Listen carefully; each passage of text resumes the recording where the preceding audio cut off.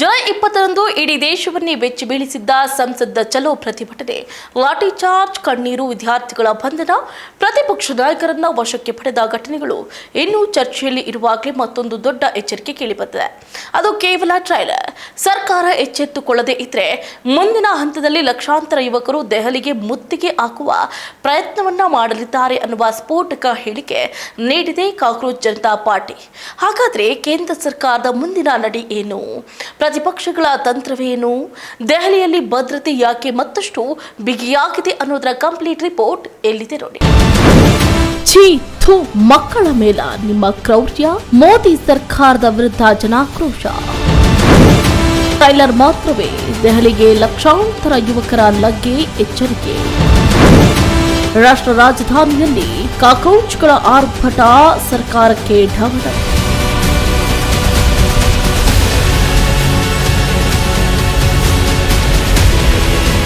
July 20ರಂದು ನಡೆದ ಸಂಸತ್ ಚಲೋ ಪ್ರತಿಭಟನೆಯನ್ನ ದೇಶದಾದ್ಯಂತ ಲಕ್ಷಾಂತರ ವಿದ್ಯಾರ್ಥಿಗಳು ಹಾಗೆ ಯುವ ಜನತೆ ಬೆಂಬಲಿಸಿತು. ನೀಟ್ ಯುಜಿ ಪರೀಕ್ಷೆಯ ಅಕ್ರಮ, ಪ್ರಶ್ನೆ ಪತ್ರಿಕೆ ಸೋರಿಕೆ ಹಾಗೂ ಶಿಕ್ಷಣ ವ್ಯವಸ್ಥೆಯ ಮೇಲಿನ ಅವಿಶ್ವಾಸದ ವಿರುದ್ಧ ನಡೆದ ಈ ಪ್ರತಿಭಟನೆ ದೆಹಲಿಯಲ್ಲಿ ಉದ್ವಿಗ್ನ ವಾತಾವರಣ ನಿರ್ಮಾಣ ಮಾಡಿತು. ಪೊಲೀಸರ ಲಾಠಿ ಪ್ರಹಾರ, ಅನಿಲ ಪ್ರಯೋಗ, ನೂರಾರು ವಿದ್ಯಾರ್ಥಿಗಳ ಬಂಧನ ದೇಶದಾದ್ಯಂತ ಆಕ್ರೋಶಕ್ಕೆ ಕಾರಣವಾಗಿತ್ತು. ಈ ಘಟನೆಗಳ ಬೆನ್ನಲ್ಲೇ ಇದೀಗ ಸಿಜೆಪಿ ರಾಷ್ಟ್ರೀಯ ವಕ್ತಾರ ಅಶುತೋಷ್ ರಾಂಕಾ ಕೇಂದ್ರ ಸರ್ಕಾರಕ್ಕೆ ನೇರ ಎಚ್ಚರಿಕೆಯನ್ನು ಕೊಟ್ಟಿದ್ದಾರೆ. ಜುಲೈ 20ರ ಪ್ರತಿಭಟನೆ ಕೇವಲ ಟ್ರೈಲರ್ ಮಾತ್ರ. ಸರ್ಕಾರ ನಮ್ಮ ಬೇಡಿಕೆಗಳನ್ನು ಈಡೇರಿಸದೇ ಇದ್ರೆ ಮುಂದಿನ ದಿನಗಳಲ್ಲಿ ಲಕ್ಷಾಂತರ ಯುವಕರು ದೆಹಲಿಗೆ ಆಗಮಿಸಲಿದ್ದಾರೆ. ಸ್ವಾತಂತ್ರ್ಯ ನಂತರ ಭಾರತದ ಅತಿದೊಡ್ಡ ಜನಾಂದೋಲನ ನಡೆಯಲಿದೆ ಘೋಷಣೆ ಮಾಡಿದ್ದಾರೆ. ಇದರೊಂದಿಗೆ ಹೋರಾಟ ಮತ್ತಷ್ಟು ತೀವ್ರಗೊಳ್ಳುವ ಸೂಚನೆ ಸಿಕ್ಕಿದೆ. ಕೇಂದ್ರ ಶಿಕ್ಷಣ ಸಚಿವ ಧರ್ಮೇಂದ್ರ ಪ್ರಧಾನ್ ತಕ್ಷಣ ರಾಜೀನಾಮೆ ನೀಡಬೇಕು. ನೀಟ್ ಪರೀಕ್ಷಾ ವ್ಯವಸ್ಥೆಯ ಸಂಪೂರ್ಣ ಸುಧಾರಣೆ ಆಗಬೇಕು. ಪರೀಕ್ಷಾ ಅಕ್ರಮದಲ್ಲಿ ಭಾಗಿಯಾದವರ ವಿರುದ್ಧ ಕಠಿಣ ಕ್ರಮ ಕೈಗೊಳ್ಳಬೇಕು.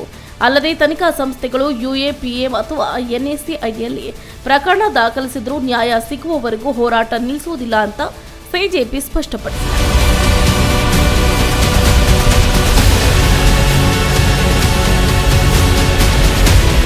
ಇದೀಗ ದೆಹಲಿಯ ಸಂಸತ್ ಭವನ ಸುತ್ತಮುತ್ತ ಬಿಗಿ ಪೊಲೀಸ್ ಬಂದೋಬಸ್ತ್ ಮುಂದುವರೆದಿದೆ. ರಫಿ ಮಾರ್ಗ್ ಸೇರಿದಂತೆ ಪ್ರಮುಖ ರಸ್ತೆಗಳಲ್ಲಿ ಬ್ಯಾರಿಕೇಡ್ಗಳನ್ನು ಅಳವಡಿಸಲಾಗಿದೆ. ಹೆಚ್ಚುವರಿ ಪೊಲೀಸ್ ಪಡೆ, ಆರ್ಎಎಫ್ ಹಾಗೂ ಅರಸೇನಾ ಪಡೆಗಳನ್ನು ನಿಯೋಜಿಸಿ ಯಾವುದೇ ಅಹಿತಕರ ಘಟನೆ ನಡೆಯದಂತೆ ಕಟ್ಟೆಚ್ಚರ ವಹಿಸಲಾಗಿದೆ. ಜುಲೈ 20ರಂದು ಹಿಂಸಾಚಾರ ಪ್ರಕರಣಗಳ ತನಿಖೆ ವೇಗ ಪಡೆದುಕೊಂಡಿದ್ದು, ಸಾರ್ವಜನಿಕ ಆಸ್ತಿ-ಪಾಸ್ತಿ ಹಾನಿ ಹಾಗೂ ಹಿಂಸಾಚಾರಕ್ಕೆ ಸಂಬಂಧಪಟ್ಟಂತೆ ಈಗಾಗಲೇ 6 ಎಫ್ಐಆರ್ ದಾಖಲಾಗಿದೆ. ಪ್ರತಿಭಟನೆಯ ಹಿಂದೆ ಯಾವುದೇ ದೊಡ್ಡ ಮಟ್ಟದ ಸಂಚು ಇದೆಯೇ ಎನ್ನುವುದು ಆಯಾಮದಲ್ಲಿಯೂ ಪೊಲೀಸರು ತನಿಖೆಯನ್ನು ನಡೆಸಿದ್ದಾರೆ. ಇದರ ಮಧ್ಯೆ ಸಾಮಾಜಿಕ ಜಾಲತಾಣಗಳಲ್ಲಿ ವೈರಲ್ ಆಗಿರುವ ಮತ್ತೊಂದು ವಿಡಿಯೋ ತನಿಖೆಗೆ ಹೊಸ ತಿರುವನ್ನ ಕೊಟ್ಟಿದೆ. ಪ್ರತಿಭಟನೆಯ ವೇಳೆ ಆರ್ಎಎಫ್ ಯೋಧನ ಮೇಲೆ ಹಲ್ಲೆ ನಡೆಸಿದ ದೃಶ್ಯ ವೈರಲ್ ಆಗಿದ್ದು, ಈ ಸಂಬಂಧ ಪ್ರತ್ಯೇಕ ಎಫ್ಐಆರ್ ದಾಖಲಾಗಿದೆ. ವಿಡಿಯೋದಲ್ಲಿರುವ ಆರೋಪಿಗಳನ್ನು ಗುರುತಿಸುವುದಕ್ಕೆ ಪೊಲೀಸರು ತಾಂತ್ರಿಕ ತನಿಖೆಯನ್ನು ಕೂಡ ಆರಂಭ ಮಾಡಿದ್ದಾರೆ. ಇನ್ನೊಂದು ಕಡೆ ಕಾಂಗ್ರೆಸ್, ಸಮಾಜವಾದಿ ಪಕ್ಷ ಸೇರಿದಂತೆ ಹಲವು ಪ್ರತಿಪಕ್ಷಗಳು ಕೇಂದ್ರ ಸರ್ಕಾರದ ವಿರುದ್ಧ ಹೋರಾಟ ತೀವ್ರಗೊಳಿಸಿವೆ.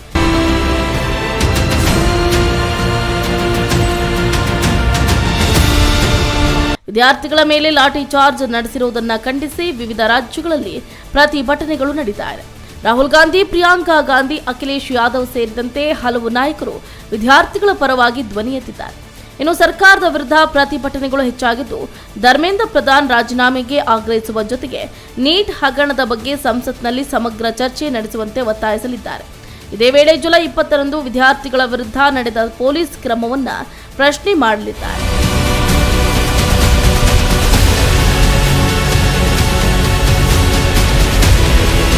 ಇದರ ನಡುವೆ ಅನಿರ್ದಿಷ್ಟಾವಧಿ ಉಪವಾಸ ಸತ್ಯಾಗ್ರಹ ಮುಂದುವರೆಸಿರುವ ಸಾಮಾಜಿಕ ಹೋರಾಟಗಾರ ಸೋನಂ ವಾಂಗ್ಚುಕ್ ಅವರ ಆರೋಗ್ಯ ಹದಗೆಟ್ಟ ಹಿನ್ನೆಲೆ ಅವರನ್ನ ಮೆಡಾಂಟಾ ಆಸ್ಪತ್ರೆಗೆ ದಾಖಲಿಸಲಾಗಿದೆ. ಕೇಂದ್ರ ಸಚಿವರಾದ ಜಿತೇಂದ್ರ ಸಿಂಗ್ ಹಾಗೆ ಜೆಪಿ ನಡ್ಡಾ ಆಸ್ಪತ್ರೆಗೆ ಭೇಟಿ ನೀಡಿ ಆರೋಗ್ಯವನ್ನ ವಿಚಾರಿಸಿದ್ದಾರೆ. ಈ ಬೆಳವಣಿಗೆಗಳು ದೇಶದ ರಾಜಕೀಯ ಹಾಗೂ ವಿದ್ಯಾರ್ಥಿ ಚಳುವಳಿಗೆ ಮತ್ತಷ್ಟು ವೇಗ ನೀಡುವ ಸಾಧ್ಯತೆ ಇದೆ ಎನ್ನಲಾಗ್ತಾ ಇದೆ. Renuka K, political bureau, speed news Kannada, Bengaluru. ನೋಡಿದ್ರಲ್ಲ, ಜುಲೈ 20ರ ಪ್ರತಿಭಟನೆ ಕೇವಲ ಆರಂಭವೇ ಅಥವಾ ಸರ್ಕಾರ ಮತ್ತು ಪ್ರತಿಭಟನಾಕಾರರ ನಡುವೆ ಮಾತುಕತೆಗೆ ದಾರಿ ತೆರೆದುಕೊಳ್ಳುತ್ತಾ? ಒಂದು ಕಡೆ ವಿದ್ಯಾರ್ಥಿಗಳ ಹೋರಾಟ, ಮತ್ತೊಂದು ಕಡೆ ಸರ್ಕಾರದ ಕಾನೂನು ಕ್ರಮ. ಇದರ ನಡುವೆ ದೇಶದ ಶಿಕ್ಷಣ ವ್ಯವಸ್ಥೆಯ ಭವಿಷ್ಯ ಯಾವ ದಿಕ್ಕಿಗೆ ಸಾಗಲಿದೆ ಅನ್ನುವುದು ಈಗ ಅತ್ಯಂತ ಮಹತ್ವದ ಪ್ರಶ್ನೆಯಾಗಿದೆ.